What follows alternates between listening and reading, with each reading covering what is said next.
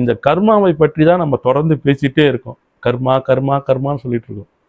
இது ஆரம்ப கட்டத்தில் நமக்கு தெரியாது. ரொம்ப குழந்தை பருவத்தில் தெரியாது. ஒரு ஸ்கூல் போகும்போது கூட நம்ம இது சரியாக உணர மாட்டோம். சரி, கல்லூரி படிக்கின்ற காலத்திலும் அது நமக்கு அதனுடைய தாக்கம் தெரியாது. அது எப்படி இருந்தாலும் சரி, இளைஞனான போதும் தெரியாது.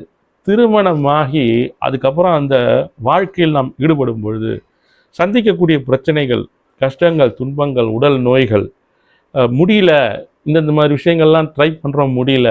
ஆனால் இதே மாதிரி விஷயங்கள் மற்றவர்களுக்கு நடைபெறுகிறது, எனக்கு ஏன் நடக்கலை? நான் எந்த விதத்தில் அதில் தலைத்தவனாக இருந்து கொண்டிருக்கிறேன்? நான் சரியாக முயற்சி பண்ணலையா? இந்த மாதிரி ஏன் தேடி தேடி என்னை மட்டுமே குறிவைத்து இந்த மாதிரியான சில நிகழ்வுகள் நடந்துட்டுருக்கு அப்படின்னு யோசிக்கிறோம் இல்லைங்களா? அந்த யோசனைக்கு உண்டான விடைதான் அந்த கர்மா அப்படிங்கிறது. அந்த கர்மாவை கொஞ்சம் நிவர்த்தி பண்ணால் நம்முடைய வாழ்க்கையானது சரி செய்யப்படும் நிச்சயமாக. அதை யார் சரி செய்வது? அது எப்படி சரி செய்ய முடியும் அப்படின்ற கேள்வி தான் அந்த இடத்துல வருது. கர்மாவை சரி பண்ணால் ஓகே, லைஃபு அடுத்தபடியாக சந்தோஷம், மகிழ்வு, எதிர்பார்ப்பு எல்லாம் பூர்த்தி ஆகிடும். அதை யார் சரி செய்து கொடுப்பது? யாரிடம் இருக்கிறது அந்த ஆற்றல், அந்த பவர், அந்த அனுகிரகத்தை அருளக்கூடிய அந்த மகாசக்தி அப்படின்னு பார்க்கும்போது தான் நாம் குருராஜர்கிட்ட கேட்குறோம், மகாபிரபு கிட்ட கேட்குறோம், குரு சார்ம பௌமரிடம் கேட்கிறோம்.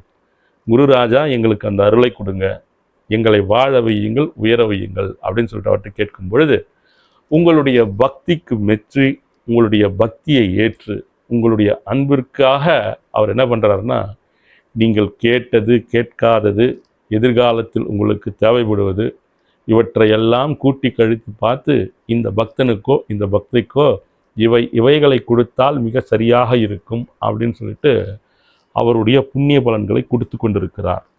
அவர் வச்சிருக்கிற புண்ணிய பலன்கள் எடுத்தால் நம்ம கொடுத்துட்ருக்காரு. இங்கே நம்ம போய்ட்டு அவர்கிட்ட கேட்கும்போது நம்ம சொல்கிறோம், அவர் உபாசனா மூர்த்திகளாக ஸ்ரீ ராம, ஆஞ்சநேய, கிருஷ்ண, ஹயக்ரீவர், லக்ஷ்மி நரசிம்மரை பிரார்த்தித்து கொண்டிருக்கிறார்.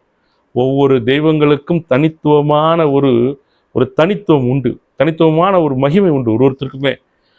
ஒரு சேர அவர்களெல்லாம் பிரார்த்தித்து அவர் வைத்திருக்கக்கூடிய அந்த அனுகிரகத்தையும் அருளையும் ஆசிகளையும் தன்னையே ஒரு பக்தன் நம்பிவிட்டான், ஒரு பக்தை நம்பிவிட்டால் தேடி வராங்க, அனுகிரகத்தை அவர்களுக்கு கொடுத்தே தீர வேண்டும் அப்படின்னு சொல்லிட்டு கால நேரம் சூழ்நிலை அறிந்து அந்த அனுகிரகத்தையும் அருளையும் ஆசிகளையும் கொடுத்து விடுவார் குருராஜர்.